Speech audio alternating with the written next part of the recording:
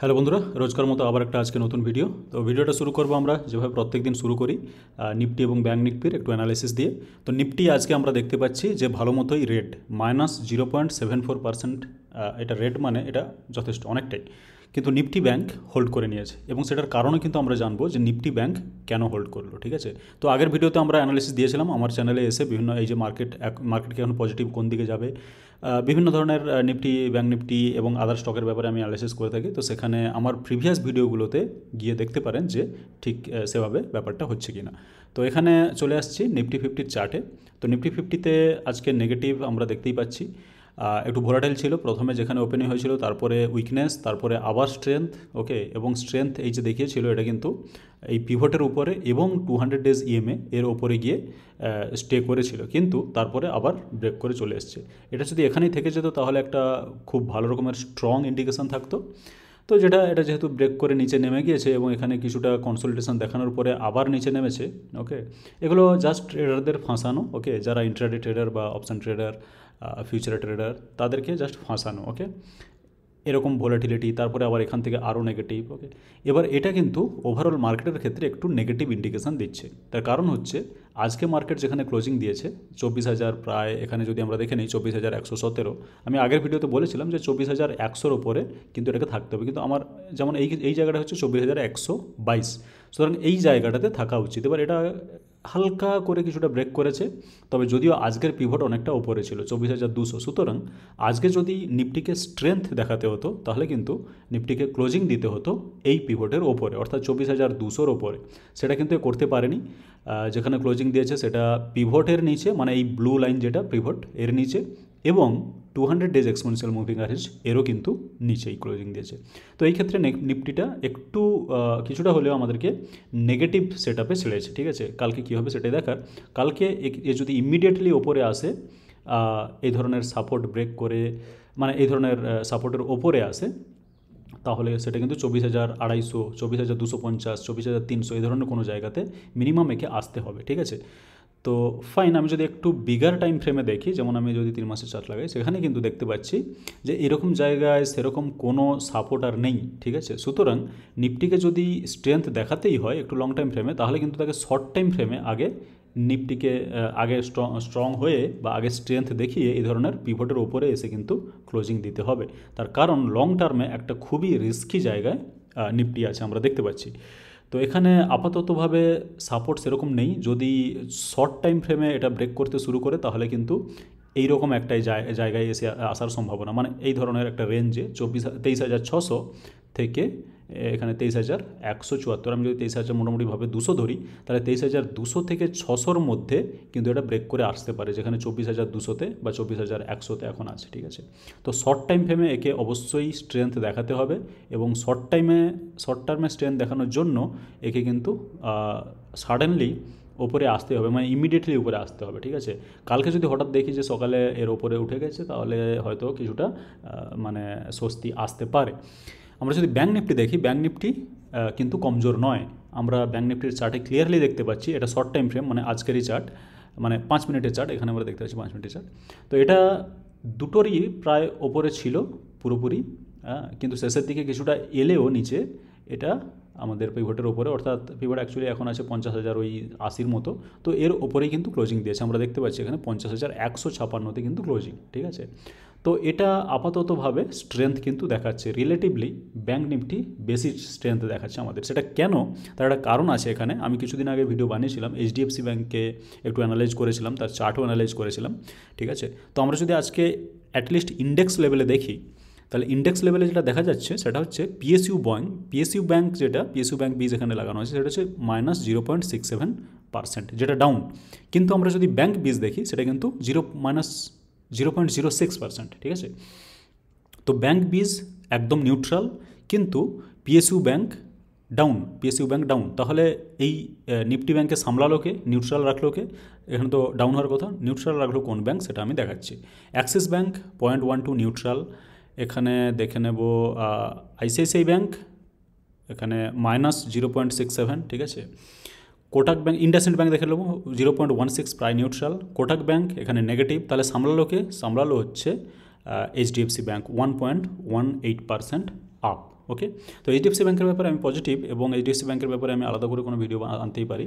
তবে এইচডিএফসি ব্যাংকের এটা হচ্ছে শর্ট টাইম ফ্রেমের চার্ট, আমরা দেখতে পাচ্ছি কীভাবে স্ট্রেংথ দেখাচ্ছে। এটা কিন্তু আমি অলরেডি আগে ভিডিও বানিয়ে দিয়েছিলাম, আমার প্রিভিয়াস ভিডিওতে গিয়ে কিন্তু দেখতে পারেন। তো এখন পুরোপুরি দেখা যাচ্ছে যে এটা 200 ডেজ ইএমএ এবং পিভট মানে সাপোর্ট লেভেল এর ওপরে কিন্তু বেশ খানিকটা উপরে আছে, ঠিক আছে, শুধু ওপরে নয়, বেশ খানিকটা উপরে আছে। এখান থেকে কেমন কি মুভ করবে পরে, আমি একটু পজিটিভ এইচডিএফসি ব্যাংক নিয়ে, বারবার বলছি এরকম একটা জায়গা। হ্যাঁ, এইচডিএফসি ব্যাংক সবসময়ের ভালো স্টক, সেগুলো আলাদা থিওরি, সেগুলো তো অনেক লং টার্মের থিওরি, ঠিক আছে। এইচডিএফসি ব্যাংকের মার্কেট ক্যাপ সব থেকে বেশি ব্যাংকদের মধ্যে, প্রায় 12 লাখ ক্রোড়। এত ব্যাংক, মানে এত বড় ব্যাংক এবং খুব ভালো, সবার প্রিয় এইচডিএফসি ব্যাংক, ঠিক আছে। তো সেই সেন্সে আমি কিছু বলছি না, আমি শর্ট টাইম ফ্রেমে বলছি যে এটা কিন্তু যথেষ্ট স্ট্রেংথ দেখাচ্ছে এবং পুরোপুরি পিভট এবং 200 ডেজ এক্সপোনেনশিয়াল মুভিং এভারেজ এর কিন্তু ভালো রকম ওপরেই ট্রেড করছে। তো এটা ইমিডিয়েটলি বা এটা শর্ট টার্মের ক্ষেত্রে একটু স্ট্রেংথ দেখাতে পারে। তো ঠিক আছে, এরপরে আমরা যেটা স্টকে চলে যাব, আমাদের একটা প্রিয় স্টক যেটা আমরা বেশ কয়েকবার আমার এখানে ভিডিওতে আলোচনা করেছি, ঠিক আছে। এই ভিডিওগুলোর মধ্যেই পেয়ে যাবেন, বা যারা আমার রেগুলার আমার চ্যানেলে থাকেন তারা অবশ্যই তাদের কত স্টকগুলো মুখস্থ হয়ে গেছে এখন বলতে গেলে। তো তাদের মধ্যে একটা স্টক হচ্ছে WPIL। ওকে, এটা কেন এতটা নেগেটিভ বা এতটা উইক আমি সেটা বুঝতে পারছি না। রেজাল্ট একটু খারাপ এসেছে, কিন্তু সেটা এক্সপেক্টেড, এবং এক্সপেক্টেড থেকে আমি বলবো খারাপ দিলেও এক্সপেক্টেডের থেকে একটু ভালো দিয়েছে, ঠিক আছে। তো লাইক বিটস এস্টিমেট। ওকে, তো আমি যেটা ভেবেছিলাম বা মোটামুটিভাবে এর থিওরি যেটা বলছে সেটাকে তার থেকে কিন্তু যথেষ্ট ভালো রেজাল্ট দিয়েছে, তা সত্ত্বেও কিন্তু স্টকটা ডাউন। এবার আমি অডিট কিনা, আমি একেবারেই অডিট নয় এই স্টকের ব্যাপারে, আমি স্টকটি নিয়ে রেখেছি। আর এখান থেকে ক্লিয়ারলি দেখা যাবে যে 250 কোয়ান্টিটি মতো আমার আছে। তো 250 কোয়ান্টিটি মানে এখানে প্রায় ওই 1 লাখের একটু সামান্য ওপরে আমার ইনভেস্টিং আছে এই স্টকটাতে। আর এটা নেগেটিভ দিচ্ছে, আমি দেখতে পাচ্ছি নেগেটিভ দিচ্ছে, আমার চোখের সামনেই নেগেটিভ হচ্ছে, কিন্তু কিছু করার নেই। এটা 3 মান্থসে গেলাম, যেখানে একটা ক্যান্ডেল একদিনকে প্রেজেন্ট করবে, এবং এই ধরনের এই জায়গায় একটা সাপোর্ট আছে মোটামুটি। এইখানে যে রেজিস্ট্যান্স ছিল সেটা মোটামুটি এইভাবে সাপোর্ট দিচ্ছে এবং সাপোর্ট আছেও। আমি মনে করি এখান থেকে এটা সাপোর্ট নিয়ে আবার রিভার্সাল দিয়ে ব্যাক করে উপরে যাওয়া উচিত। যদি না আসে নিচে, কিছু করার থাকবে না আমার। কিন্তু আমি যে স্টকটা বিক্রি করছি না সেটা কিন্তু এখান থেকে পুরোপুরি পরিষ্কার, আমার এখনও কোয়ান্টিটি যা ছিল তাই আছে, আমি এটাকে হাত দিচ্ছি না একেবারে। তবে আমার যারা ফলোয়ার তারা এটাও জানেন যে এটা কিন্তু আমাকে শর্ট টার্মে খুব ভালো প্রফিট দিয়েছিল, প্রায় 1 সপ্তাহের মধ্যে 17-18% প্রফিট দিয়েছিল। তারপরে কিন্তু আমি এটা বুক করিনি, এখনও আমার স্টক গ্রিনেই আছে, এবং আমি এটাকে লং টার্মের জন্য কিনেছি, ঠিক আছে। তো লং টার্মের জন্য ভেবে কেনার পরেও যদি শর্ট টার্মে খুব ভালো প্রফিট দিয়ে দেয় আমি বুক করতেও পারি। বাট এই যে ছোটোখাটো ওপর নিচ হওয়া স্টক মার্কেটে, সেটা খুবই স্বাভাবিক, সেটাকে আমাদের মানে ভোলাটিলিটিকে বন্ধ করে নিয়ে চলতে হবে। এবং এখানে আমি তো সেল করছি না, এবং আমার মতে WPIL-তে এখনও কোনো প্রবলেম এসেছে বলে আমার মনে হয়নি, ঠিক আছে। তো এটা গেল WPIL। আরেকটা স্টক নিয়ে নেবো যেটা হচ্ছে আজকে আপার সার্কিট দিয়েছে। তো আমি যদি এখানেই লাগাই তাহলে ক্লিয়ারলি দেখতে পাবো। ওকে, আমার মনে হয় রিলোড করতে হবে। ওকে, তো এটার ওয়ান ডে চার্টে যাব। এই যে দেখা যাচ্ছে যে প্রথমে একটু ছিল ওপর নিচে, তারপরে কিন্তু একেবারে ফিক্সড। এটা হচ্ছে আপার সার্কিট ছিল এর। ওকে, এটা 478.45, ওখানেই আপার সার্কিট ছিল, এবং মাঝে মধ্যে একটু হয়তো কমেছে, এই 478-এ এসছে, ঠিক আছে। একটু আধটু হয়তো কেনাবেচা হয়েছে, খুবই সামান্য বলতে গেলে, কিন্তু তারপরে আবার সার্কিট, তারপরে আবার একটু আধটু কেনাবেচা হয়েছে, তারপরে কিন্তু আবার সার্কিট। শেষ পর্যন্ত কিন্তু এখান থেকে প্রায় 2টো থেকে 3:30 পর্যন্ত যখন মার্কেট ক্লোজ হয় সেখানে কিন্তু পুরো সার্কিটেই পড়েছিল, ঠিক আছে। তো এই স্টকটাকে আমি যদি এখানে লাগিয়ে নিই, আচ্ছা এর আগে আমি যেটা বলতে চাই এখানে আমি ধাপড়িয়া থেকে কিন্তু প্রফিট বুক করেছি, যেমন 70,000 প্রফিট বুক করলাম, এখনও সুযোগ আছে। এটা কিন্তু এই স্টকের ওপরেই। হ্যাঁ, তো এই ভিডিওতে গিয়ে দেখতে পারেন, এই স্টকের ব্যাপারে পুরো ডিটেলস পেয়ে যাবেন। 70K প্রফিট বুক করলাম, এখনও সুযোগ আছে। এখানে কিন্তু আমি এই স্টকের কথাই বলেছি, ঠিক আছে। তো আমি এটা স্টকটাকে লাগিয়ে নেব এখানে আমার ওয়াচ লিস্টে। তো এখানে দেখা যাচ্ছে 4.99, এটা কিন্তু আজকে আপার সার্কিট ছিল 478.45। কালকের যদি আপার সার্কিট দেখেন, এই যে আপার সার্কিট এখন যেটা দেখা যাচ্ছে 502.35, এটা কিন্তু কালকের আপার সার্কিট, ঠিক আছে। তো এটা মোটামুটিভাবে যদি 20-22 পয়েন্ট ওপরে থাকে তাহলে আমরা ক্লিয়ারলি দেখতে পাচ্ছি যে এটা এগেন 5%-এ আপার সার্কিট করা আছে, ঠিক আছে। সবসময় যে 5%-এ আপার সার্কিট হবে এমন কোনো কথা নেই, কিন্তু কালকের জন্য অ্যাটলিস্ট আমরা দেখতে পাচ্ছি 502-তে আপার সার্কিট, অর্থাৎ 5%-এ আপার সার্কিট। এবং আরেকটা জিনিস যেটা আপনি যদি দেখতে চান বা অলরেডি দেখেছেন কিনা জানি না, এখানে ওটা দেখাচ্ছে না, কিন্তু এখানেই আমার 1000 কোয়ান্টিটি নেওয়া আছে এই স্টকে, ঠিক আছে। সেটা আমি একটা প্রুফ স্বরূপ এখানে দিতেও পারি। এখানে দেখা যাচ্ছে যে টোটাল কোয়ান্টিটি 1000 কোয়ান্টিটি কবে কিনেছি, 2 দিন আগে কিনেছি, ঠিক আছে। এখানে একটা প্রফিট দেখাচ্ছে, প্রফিটটা মোটামুটি ওই 18,000 মতো এখন এই মুহূর্তে। এটা যদি আমরা 4.5 ধরি তাহলে এটা প্রায় 9, 9 3 12, 12 2 14, 15 16 আর বাকি ছোটোখাটোগুলো আছে, মোটামুটি 18,000 মতো প্রফিট দেখাচ্ছে। তো এটার আসছে কালকে রেজাল্ট, কারণ এখানে যে দেওয়া আছে ইভেন্ট, এই ইভেন্টে গেলে কিন্তু আমরা দেখতে পাবো ফান্ডামেন্টালসে গিয়ে এই ইভেন্টস এখানে দেখা যাচ্ছে যে কোয়ার্টারলি রেজাল্টস, ওকে, কোয়ার্টারলি রেজাল্টস অগাস্ট 9 মানে কাল। তো কাল এর Q1 রেজাল্ট আছে এবং আমি দেখতে চাই যে আমার স্টকে কী হয়, যদি আমার কেনা আছে এবং অলরেডি আমি দেখালাম কত প্রফিটে আছে আমি, ওকে। নেক্সট থিং হচ্ছে একটি আইপিও, আমি একটু আইপিও সেকশানে চলে যাব, এখানে বিটসে গিয়ে আইপিও, ঠিক আছে। তো আইপিওতে এলে আমরা দেখবো এখানে নিচের দিকে, যেহেতু আমি অলরেডি অ্যাপ্লাই করে দিয়েছি ইউনিকম, ওকে। এখানে দেখা যাচ্ছে যে ইউনিকম সাবমিটেড, এখানে অ্যাকাউন্টসে আমি অ্যালটমেন্ট পাইনি, which is not a problem. ইউনিকমে অলরেডি আমি অ্যাপ্লাই করে দিয়েছি, এখানে সাবমিটেড দেখাচ্ছে প্রায় 2 লাখের মতো, আমি মানে অ্যামাউন্ট 2 লাখের মতো আমি অ্যাপ্লাই করেছি। এবং এখানে যদি দেখতে চান তাহলে এখানে বোধহয় ডেট দেখা যাওয়া উচিত, ওকে। এনিওয়ে এটা আজকে লাস্ট ডেট ছিল ইউনিকম। তো ইউনিকম আইপিওতে কীরকম অ্যাপ্লিকেশানস এসেছে, মানে কীরকম বিডিং এসেছে সেটা দেখার জন্য আমরা একটা ওয়েবসাইটে চলে যাব। এটা হচ্ছে আমাদের সবথেকে পরিচিত ওয়েবসাইট বিএসই, ওকে, বম্বে স্টক এক্সচেঞ্জ। এবং আমি কিন্তু এনএসসিতে ট্রেড করি, বাট বিএসসিতে আমি স্টকের হেলথ চেক আপ করি। আমি মনে করি স্টকের হেলথ চেক আপের জন্য এটা একটা ক্লিন ওয়েবসাইট, বিএসসির ওয়েবসাইট একটা ক্লিন ওয়েবসাইট, সব কিছু সুন্দরভাবে দেওয়া থাকে, আমার খুব ভালো লাগে। তো দর্শকদের মধ্যে যারা বন্ধুরা এনএসসির থেকে বিএসসি দেখা বেশি পছন্দ করেন, প্লিজ কমেন্ট করে জানাবেন, আমার ভালো লাগবে। তো বিএসসিতে গিয়ে আমি চলে যাব এখানে নিচে, এখানে আইপিও সেকশনটা আমরা দেখব। এখানে ক্লিয়ারলি দেখা যাচ্ছে আইপিও বুক বিল্ডিং, ওকে, আইপিওতে চলে গেলাম। আইপিওতে এলে আমরা দেখতে পাচ্ছি যে ইউনিকমার্স ই সলিউশনস, ঠিক আছে। এটার স্টার্ট ডেট ছিল 6/8 পরশু, আজকে এন্ড ডেট ছিল, অলরেডি শেষ হয়ে গেছে। এর অফার প্রাইস ছিল 102 থেকে 108, ওকে, ফেস ভ্যালু হচ্ছে 1। তো আমি লাগিয়েছি প্রায় ওই 1932 কোয়ান্টিটি বা এরকম কিছু একটা, মোটামুটি ওই 2 লাখের মতো অ্যামাউন্ট হচ্ছে, 2,08,000 মতো, ওকে। তো এইটাতে আমরা ক্লিক করব, ইউনিকম ই সলিউশনসে আমরা ক্লিক করবো এবং ক্লিক করার পরে আমরা দেখতে পাচ্ছি যে ইস্যু সাইজ কত, 140,84,681, 1,40,84,000, এতগুলো শেয়ার টোটাল বিডিং করতে পারে, মানে টোটাল হচ্ছে ইস্যুর সাইজ, ঠিক আছে। এর মধ্যে কিছু কিছু পার্টিকুলারলি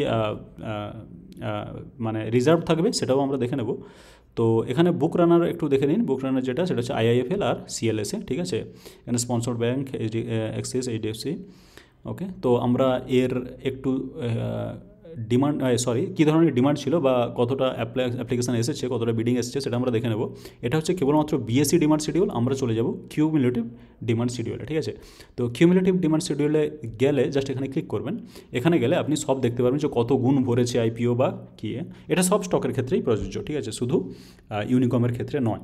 আমরা দেখতে পাচ্ছি এটা হচ্ছে কোয়ালিফাইড ইনস্টিটিউশনাল বায়ার্স, কিউআইবি যেটা সেকশন, তার জন্য টোটাল কত রিজার্ভ ছিল, মানে ওই সেকশনের জন্য টোটাল কত নাম্বার অফ শেয়ার্স বরাদ্দ ছিল, সেটা হচ্ছে এইটা 76,82,000 সামথিং, ঠিক আছে।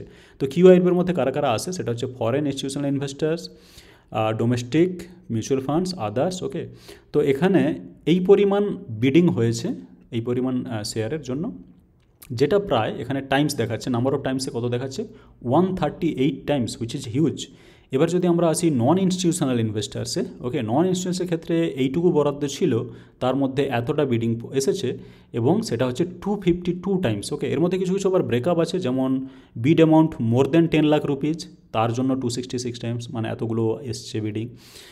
ইন্ডিভিজুয়ালস, আদার্স, নন ইনস্টিটিউশনাল, এটা হচ্ছে অ্যামাউন্টটা 2 লাখ থেকে আপ টু 10 লাখ, তার মধ্যে এটা এসছে, ঠিক আছে। কর্পোরেট, ইন্ডিভিজুয়াল, আদার দেন আর রাইট, তো এই ধরনের এসে টোটাল নন ইনস্টিটিউশনাল যেটা সেটা এসছে 252 টাইমস। এবার একটু রিটেল ইনভেস্টারের কাছে আসা যাক।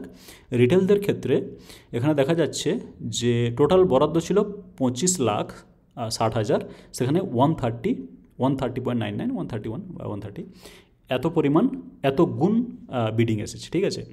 তো মোটামুটি এই জায়গায় দেখা যাচ্ছে এটা হচ্ছে ফাইনাল যেটা অ্যামাউন্ট, ওকে, যেটা টোটাল অ্যামাউন্ট অফ শেয়ার্স যেটা অ্যাভেলেবল ছিল, এটা কিন্তু এর সঙ্গে মিলতে হবে। আমরা যদি প্রিভিয়াস পেজে যাই, এইটার সঙ্গে মিলবে, ঠিক আছে, ইস্যু সাইজ যেটা, তো ইস্যু সাইজ এটার সঙ্গে মিলে যাচ্ছে। কিন্তু তার এগেনস্টে মানে এই পরিমাণ শেয়ারের এগেনস্টে এত পরিমাণ শেয়ারের জন্য বিডিং এসেছে, যেটা মোটামুটি গড় করলে দাঁড়ায় 168 টাইমস, হুইচ ইজ হিউজ। এবং আমার মতে এটা প্রায় 50% গেন তো কেবলমাত্র লিস্টিংয়েই দেবে, যদি প্রোভাইডেড যদি মার্কেট কন্ডিশন মোটামুটি ঠিক থাকে, ঠিক আছে, যেরকম চলছে সেরকম থাকলেই এটা একটা হিউজ পরিমাণ অ্যামাউন্ট দেবে। আর আমি যে অ্যাপ্লাই করেছি, আমি যদি অ্যালটমেন্ট না পাই তাহলে কিন্তু এই আইপিওর ওপরে আমি আবার একটা ভিডিও আনবো, সেটাতে কি বলবো, সেটাতে trading strategy on the listing day. Okay, listing ডেতে যদি আমি না পাই, যদি আমি স্টকের অ্যালটমেন্ট না পাই, তাহলে লিস্টিং ডেতে আমি একটা স্ট্র্যাটেজি বানাবো, তার ভিডিও হয়তো আমি এই চ্যানেলে অবশ্যই দেবো, ঠিক আছে, মানে লিস্টিং ডেটের আগে। এর লিস্টিং ডেটটা কত সেটা যদি আপনি দেখে থাকেন তাহলে অলরেডি দেখেছেন, সেটা লিস্টিং ডে হচ্ছে 13 তারিখ, এখানে দেখা যাচ্ছে না মোটামুটি, কিন্তু 13 তারিখ, ওটা 13ই আগস্ট, ঠিক আছে। তো এই হচ্ছে ছবিটা আইপিওর। আমার মনে হয় এই আইপিও দারুণ মানে পারফর্ম করবে, এমনকি লিস্টিংয়ের পরেও, ঠিক আছে। তো সেই লিস্টিং ডেটের জন্য একটা স্ট্র্যাটেজি আমি পরে আনবো এখানেই, কার না হলে ভিডিও অনেকটা লেন্দি হবে। একটু ওয়ার্ল্ড মার্কেট দেখে নেওয়া যাক। ওয়ার্ল্ড মার্কেটে আমরা যেটা এখনকার ভিলেন নিক্কি আজকে 0.74% ডাউন, মোটামুটি নিউট্রাল বললে চলে। এরকম যেটা 12-13% করে উঠছে নামছে, সেটা তো এটা কিছুই না, 0.74% ডাউন। মোটামুটি এখানে ওপেনিং হয়েছিল, লাঞ্চের আগে একটু স্ট্রেন্থ দেখিয়েছিল, লাঞ্চের পরে আবার যেই সেই নিচে এসছে। ওকে, ডাউ জোন্স ফিউচারটা একটু দেখে দিই। ডাউ ফিউচার ডাউয়ের ফিউচার আমি এখনই দেখলাম, এরকম স্পাইকের কারণ আমি কি জানি না, কিন্তু ওপেনিং হয়েছে, তারপরে স্ট্রেংথ নেই, একেবারে উইক, তারপরে কিন্তু হঠাৎ করে একটা শার্প আপ মুভ, আমি জানি না এটা কিসের জন্য, আমি জাস্ট এখনই দেখলাম, পরে এটাকে ডিসকভার করতে হবে।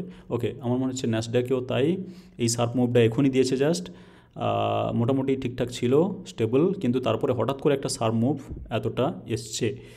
ওকে, তো মোটামুটি আমরা দেখতে পাচ্ছি 1% আপ, ন্যাসড্যাক এবং ডাউ দুজনেই পজিটিভ, নিক্কি মোটামুটি নিউট্রাল, এ খুবই মানে কাঁপাচ্ছে কিছুদিন ধরে, আপ ডাউন যা ইচ্ছা তাই হচ্ছে এখানে।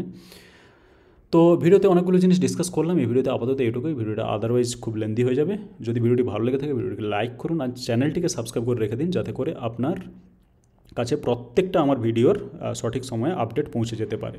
ওকে, পারলে বেল আইকনটিকে দাবিয়ে রাখুন, যাতে করে ইমিডিয়েটলি আপনি আপডেট পেতে পারেন। ভিডিওটি দেখার জন্য আপনাকে অনেক অনেক ধন্যবাদ।